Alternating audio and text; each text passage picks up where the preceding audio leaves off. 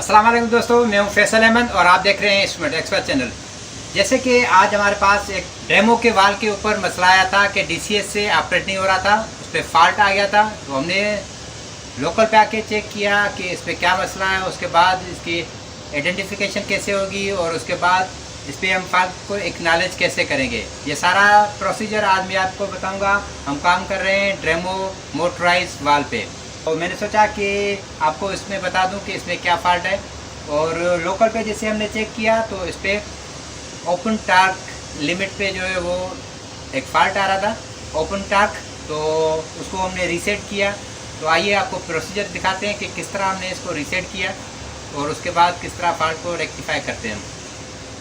हम बात कर रहे हैं डेमो वाल पे, मोटराइज वाल। इस पर एक फ़ॉल्ट आया हुआ है कि डीसीएस से ये ऑपरेट नहीं हो रहा, फॉल्ट इंडिकेशन आ रही है क्लोजिंग की। तो जब हम लोकल पे आए तो लोकल पे ये 100% ओपन है और फॉल्ट इंडिकेशन आई हुई है। तो हम देखना चाहते हैं कि इसमें कौन सा फॉल्ट आया हुआ है जिसकी वजह से ये डीसीएस से ऑपरेट नहीं हो रहा। अभी देखें कि ये रिमोट पे भी है मगर फिर भी डीसीएस से ऑपरेट नहीं हो रहा। तो हम मेन मेन्यू में जाते हैं और चेक करते हैं कौन सा फॉल्ट इसमें आया हुआ है जिसकी वजह से ये ऑपरेट नहीं हो रहा, क्योंकि यहाँ पे इंडिकेशन भी आ रही है रेड हमारे पास अलार्म की। तो हम मेन मेन्यू में जाते हैं, उसके बाद फिर हम जाएंगे मेन्यू में। ये मेन्यू में गए और डाउन करेंगे, हम जाएंगे एक्चुअल वाल डायग्नोस्टिक में। इसमें हम गए तो आ गया पेंडिंग फॉल्ट। पेंडिंग फॉल्ट में एंटर करेंगे तो ये देखें कि यहाँ पे आया हुआ है ओपन टार्क और टार्क वार्निंग ओपन। तो मतलब कि ये टार्क का ही इशू है, टार्क की वजह से ये वाल जो है वो क्लोज़ नहीं हो रहा। अब देखा जाएगा कि वाल की बॉडी एक्चुअल में स्टक है या रॉन्ग फॉल्ट आया हुआ है।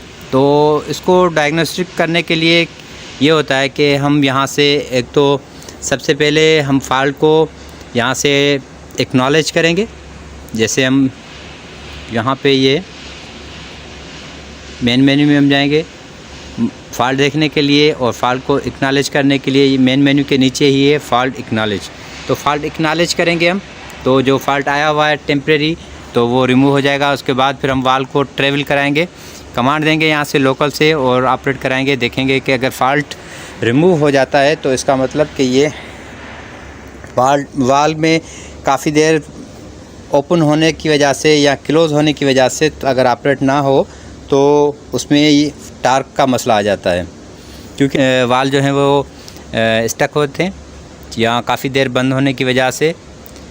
तो ये फॉल्ट रिमूव हो जाता है। अगर नहीं होता तो फिर एक्चुअल मसला बॉडी का है या फिर इलेक्ट्रॉनिक सर्किट देखा जाएगा कि इसमें कोई लिमिट स्विच का तो मसला नहीं आया। तो ये फॉल्ट तब हमें मिलते हैं जब हम इस पर 1 बाय 1 काम करेंगे। तो ये फॉल्ट तो हमें मिल गया, फिर हम करेंगे इसे एक्नॉलेज। मेन मेन्यू में जाएंगे,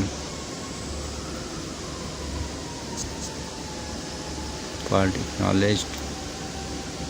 ये मैं जाता हूँ दोबारा रिमोट पे, लोकल पे जाके मैं इसे ऑपरेट कराता हूँ। इसे रखता हूँ मैं जनाब लोकल पे रख के मैं इंटर करूँगा। ये फॉल्ट जो है वो रिमूव हो गया, फॉल्ट हो गया रीसेट। इसे उसी पोजीशन पे रख के फिर डीसीएस से ऑपरेट करवाता हूँ। अभी अपनी तसल्ली के लिए फिर आप जितनी मरतबा ऑपरेट करें आपकी मर्ज़ी।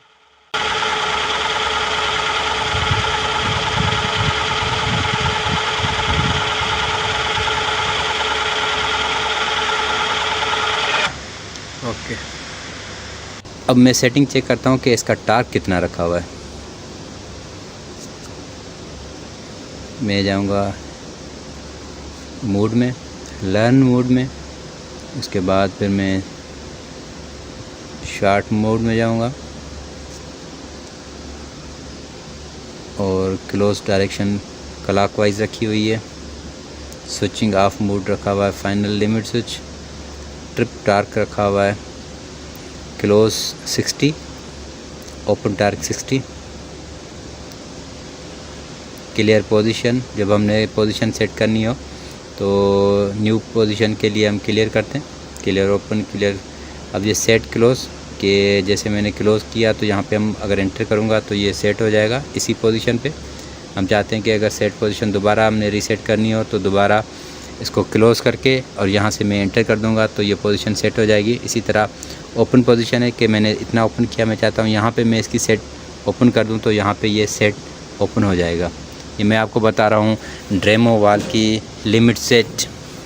और असल में था इसमें फ़ॉल्ट, तो वो फ़ॉल्ट के बारे में मैं आपको डिटेल बता रहा था कि फ़ॉल्ट को कैसे रिमूव करते हैं। तो फ़ॉल्ट हो गया है रिमूव, सिस्टम हो गया नॉर्मलाइज। मैं इसको रखता हूँ रिमोट पे, ये रिमोट, और इंटर करता हूँ। तो अब मैं DCS से ऑपरेट करवाऊँगा।